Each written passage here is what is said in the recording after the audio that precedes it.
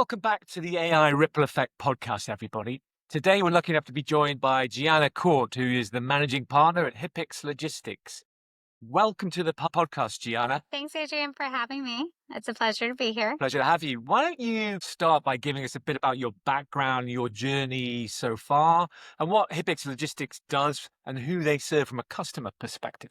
Yeah, so thank you so much. I love sharing our story because it's a little bit of a unique one. I started in the expedite industry in 2020. My now business partner, Andre Hippix, the founder of our company, he started out as a owner-operator in 2019. He had purchased his vehicle, launched the MC number, and he had asked his brother-in-law, Joseph Carnes, who is my boyfriend, to take over the Sprinter van while he got a box truck.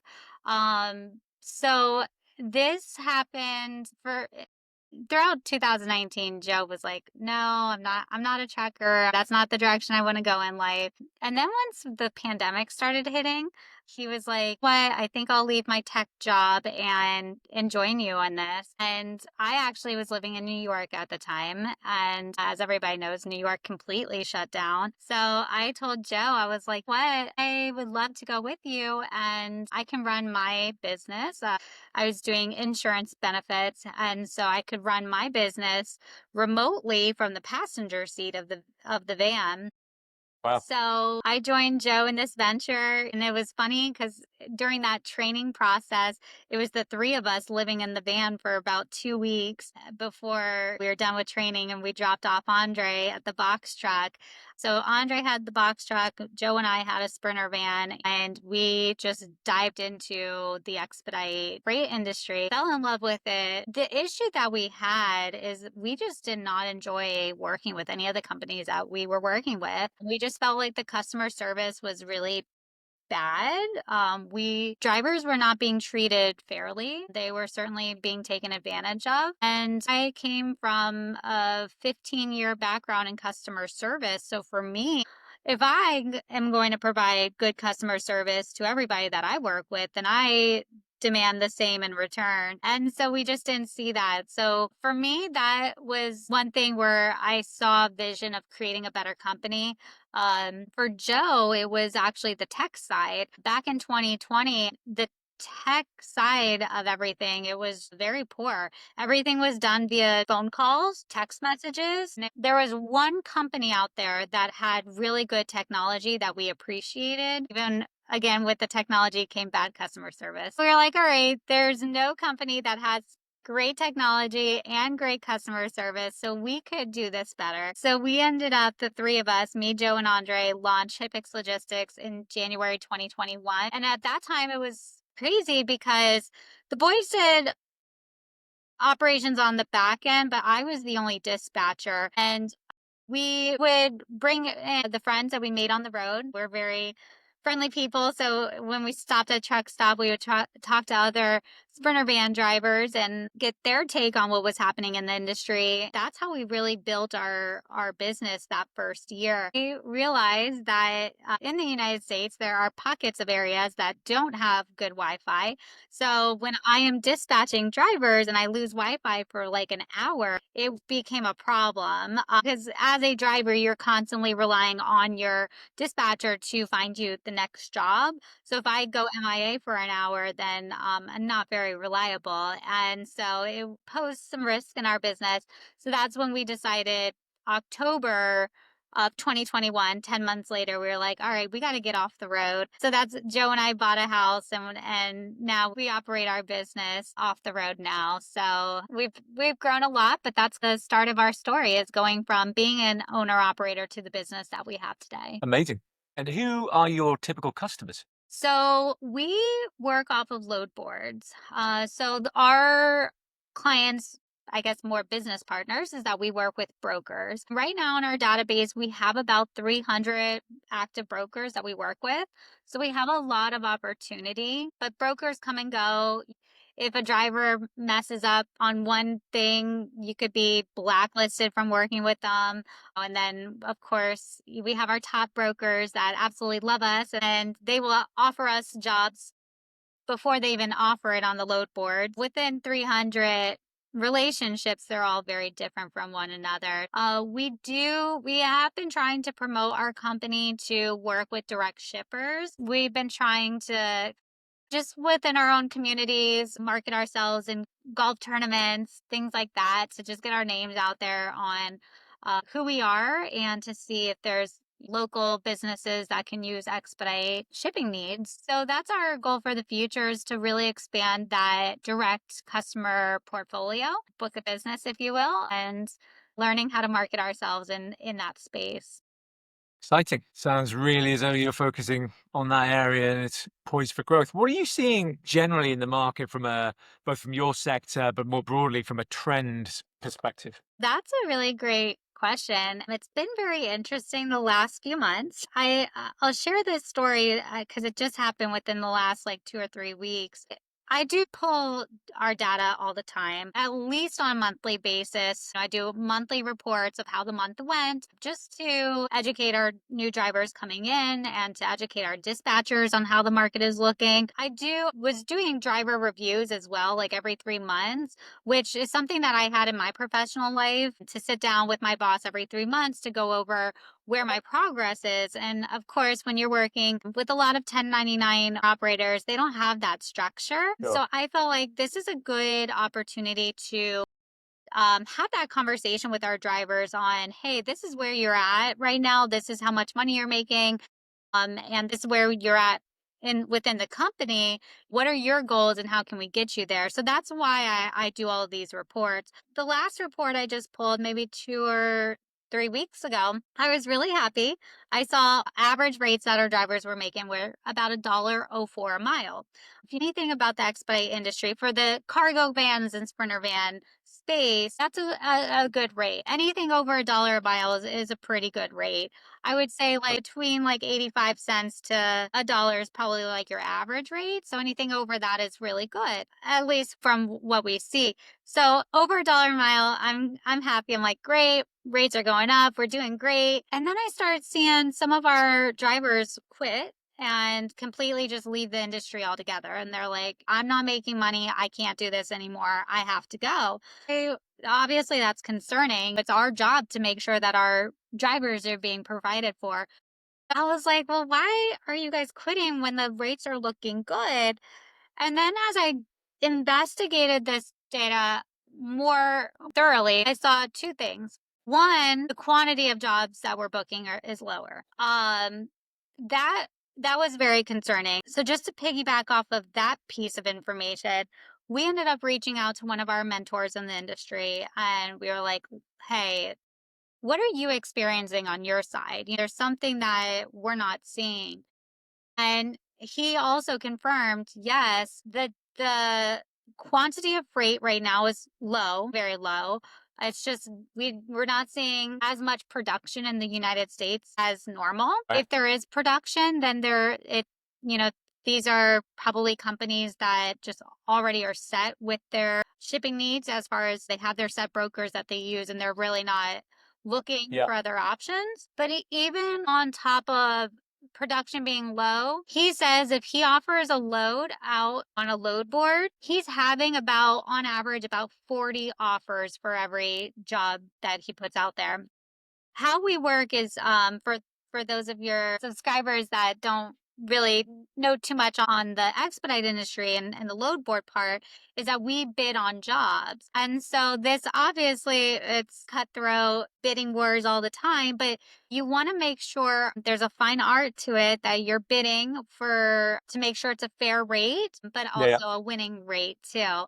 So when you're bidding against 40 other drivers that are trying to get the same job as you, it drives rates down. So we have this overabundance of drivers in the industry right now with a low production. So with those two statistics, it's going to unfortunately drive a lot of drivers out of the industry because there's just not enough production to feed all the drivers. So that was one interesting piece of information. Another piece of information that I saw when I did pull the data was that um, Our company specializes in OTR, over the road loads. These are loads that go over the road to all states. So a lot of our drivers coming in, they want those long runs. They want the runs that are Sure. going to go, More miles, yeah, right? more miles, more money under their belt. And what I saw is in the last month, our average runs that we're booking, though they're $1.04, they're short runs. So we're seeing our average runs right now at like 350 miles, which, I mean, typically in under 300 miles is like a local run. But whether you want to call it local or regional, 350 miles or less. So now we're seeing that's where we're succeeding in booking these jobs. So now we have all these OTR drivers looking for these long runs, but it's the shorter runs that are actually now making the money for the driver. So it's a little bit of a twist. And in my 5 years of doing this, I have not seen anything like this, to where I'm now telling my drivers, hey guys, you may want to reshift your mindset and try Yeah. and do the local runs. And when we want Does to that- look at the bigger picture, my personal thought is that the tariffs have made impact on this, because we are seeing a lot of people have the fear, not knowing the uncertainty of what's going to happen next and trying to save Yeah, money. sure. You can I see that. know I've talked to businesses, and sometimes it has been harder for them to actually get the materials in order to create the production. But when we see these shorter miles, to me, it makes me think that maybe it's more of these mom and pop businesses that are shipping within, like, their neighbors within the state, doing more local jobs. Does that then increase the pressure on you? Because if it's more small distance trips, but there are more of those, each one I assume has an overhead from your guys' perspective that you have to then manage that increased volume of rides and requests and managing the drivers, etc. I mean, for us, so at the end of the day, the drivers are setting their own rates, and it's my job to make sure that they are getting the jobs. So I am the lead, like, recruiting manager, and in our small business. I'm the one that does all the recruiting, and it's been crazy and overwhelming. We have about 9,000 applications in our system. And I Right. tell drivers coming on board, like, we cannot bring on 9,000 people. Our company is not built for that. And so when I go through a very thorough onboarding process, and I choose the people I want to interview, and it's like a 1 hour interview. They're required to watch this 15-minute onboarding video. And those are conversations that we have during the onboarding process, is what to expect, and how you can do your job to be successful. To go back to to what I had mentioned 5 minutes ago, is that this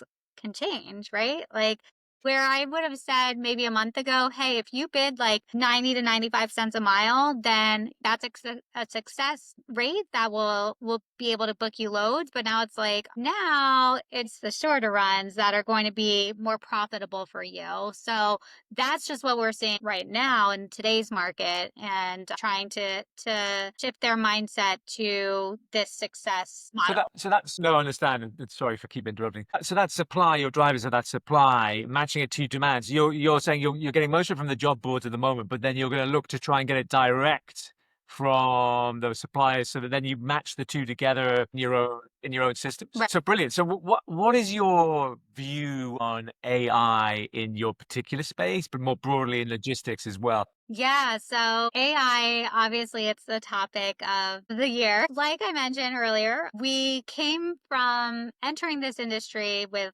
zero AI, right? And it was literally, the systems were from the 90s, basically. And it's just like, to give you insight on how things were when we started our company. The load board would email me all of the loads being offered. And I would start, let's just say I had 5 drivers on my roster that are available looking for jobs. I would have to Yeah. know their location. So let's say I have a guy in Chicago, Illinois, maybe I have a guy in North Carolina. Maybe I have somebody in Florida. I would have to sit there and just like stare at my emails coming in, and they're coming in like Probably at least one per second. So they're just popping up on my email list, and I'm just going through, waiting to identify which jobs are popping out of Chicago, out of North Carolina, out of Florida. And so I'm sitting there monitoring my emails. And if I end up booking a job for a driver, now that's going to take maybe 5 to 10 minutes to get that load in our system, which I'm now stepping away from my emails to monitor for the other guys. So it was just crazy. And after doing this and not being too successful in booking jobs because it's a lot of just work that doesn't need a partner, Joe, he was like, "Well, let me design something to make your job easier." So he designed a system that was then able to funnel the loads into our this app that he created, to where it would identify by zip code within, like, you can set your radius. So let's say it's 200-mile radius. So then any loads popping out from that zip code within a 200-mile radius would pop up on our screen. So that was a funnel out all of the unnecessary emails that, did not help us, and we can only look at the emails that we're able to offer to our drivers. So that was the first step in creating our technology. And so not exactly AI, but again, this is 2020, when we needed something in place. And so from there, we partnered with another company that again made our job easier. I do what I can to pay attention to trends and what's going on, technology. I'm constantly trying to immerse myself in webinars to learn more on how I can better our business and any aspect that you want to look at. And so I've been learning about new technology on the market. There's something that I know a lot of the other like some of our competitors are using, or other companies in this industry that are Yep. using, to where like an AI can call the driver to ask like ETA, and then the AI calls the broker to relay that information to the broker. And it seems interesting, but the thing that I'm not attracted to is that I would never want anything to replace the job of our Right. dispatchers. We Yeah, have yeah. 13 dispatchers on our team now. Again, we hope to grow. And yes, AI can decrease human error, which would be phenomenal. Perfect company with no mistakes ever, then I think that would be great. But what sets us apart from other companies is the rapport and the bond that these drivers are making with their dispatchers, and that our dispatchers are making with the brokers. One of the standing values that I had when building this company is that I wanted to make sure that the relationships we had, exactly who you're speaking to. I require everybody on our team. I actually just hired an assistant today. And I told her, one thing I need is your favorite headshot picture of you. I want, when you email somebody, I want them to know exactly who they're talking about. They have a face to the name, and just make everything personable. So Right. that's where we're at. Of course, we want like some great technology at a reasonable cost, always, but to not take away that personal touch that only humans can provide to our partners. So Absolutely. that's our AI journey. We'll see where it goes. AI is ever changing rapidly right now. So it's cool to monitor to see what's out there and what can be useful without taking away our values.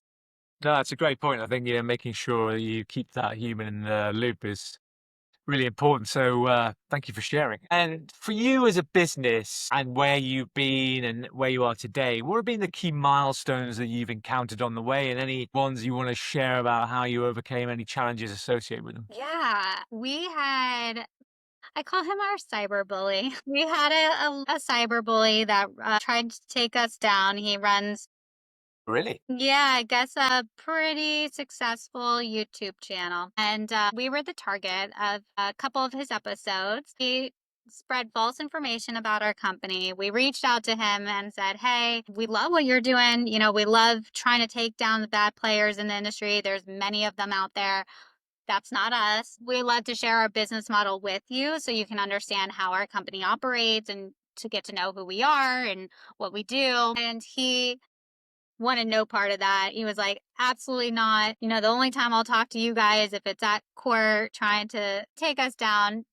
Did a lot of personal blows too, and I'm always trying to be careful for what I say because he likes to really get the knife where it hurts type of blows and stuff. So Sounds like a nice guy. yeah, yeah, which is just like completely opposite than our mindset. He's out there just trying to tear down other people's businesses, and we're out there trying to lift everybody up. Like, hey, we know we're not the most successful business, and so if I know, hey, you could be more successful if you go in this direction. I'm going to help Yeah. you go in that direction. If it's not with us, we just want everybody to be successful. But that situation, as tough as it was, and when this happened, the first time that it happened, it took away 40% of our business. We had so many people stop working with us, so many people calling us names and criminals and whatever. And it was like, okay, this is painful to go through, but what can we do to shift maybe how we're doing things to make sure that we don't deceive people? If anybody does question how we do things, so when that happened, I completely revamped my onboarding process. And I will tell you, I have the best onboarding process in the industry. It's something that really made me really fine tune my craft on educating people what Right. they're getting themselves into when they partner with us. I address every question, every concern, and it really I think separates us from the other companies out there. So that has been a big challenge into just it made us also have a social media presence. We just never had a social media presence. We didn't care about social media. That's just not like really who we are. But then when this happened, you have this guy with a big microphone. It was like, all right, you need a microphone too. People need to know who we are and we have to get our story out there so that people are not deceived in the wrong information. So Andre has done a few podcasts. Thank you for having me on your podcast. And then I started a monthly newsletter. So in my monthly newsletter, I talk about things, market trends. Maybe I do a Q&A interview with our top driver of the month or top dispatcher of the Right. month. So it just allows us to have a voice in a space where people can get to know our company better. Amazing. I mean, it sounds like an incredible journey. So well done for navigating that. It builds resilience for sure. I will say if there's anything about Hippix Logistics, it is that we are very, very resilient. Awesome. And what about now you put that behind you? What does the future hold for Hibbix Logistics?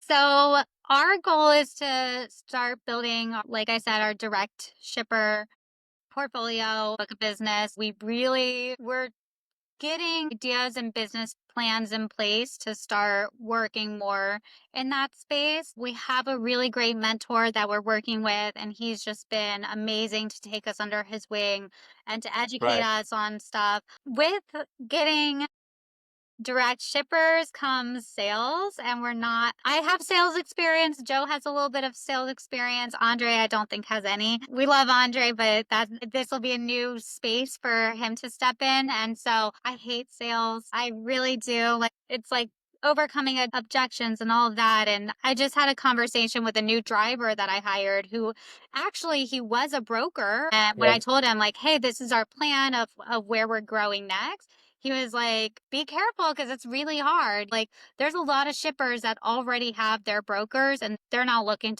to work with anybody else, no matter how much money you could save them. It's going to be a very tough journey to start, but that is the goal.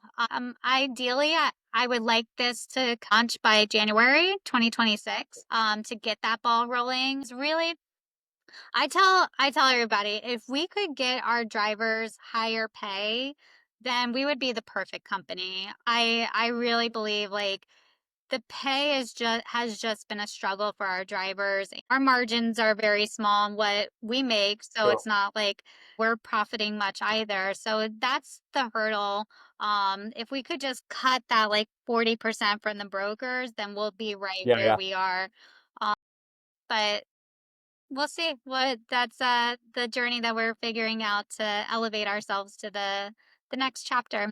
Sounds like a great, exciting journey. So fingers crossed for that trip. Yes. Thank Um, you. for the folks out there who are listening and watching and want to find out more about Hippix Logistics and what you guys do, where can they go, Gianna? Yeah, I mean, we have our website, hippixlogistix.com. So that's Hippix as an X-ray, Logistix as an X-ray.com. So that's our website. If you are looking to become a driver, or if you are a shipper and need some assistance, we can provide, I'm sure, a lower quote for you. So you can apply on there. If you are looking into our social media and just want to follow us, Andre is very active on LinkedIn. So Andre is the founder of our company, my business partner. So that is Andre Hippix. And we also have a Facebook site as well. Other than that, you can email me directly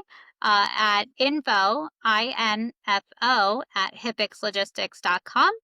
And I would be happy to add you to the newsletter just in case if you want to keep up with our monthly news. To me, that's my creative part of the job when I get to figure out what we want to tell the world for the month. And so we have fun doing that, creating that newsletter. Awesome.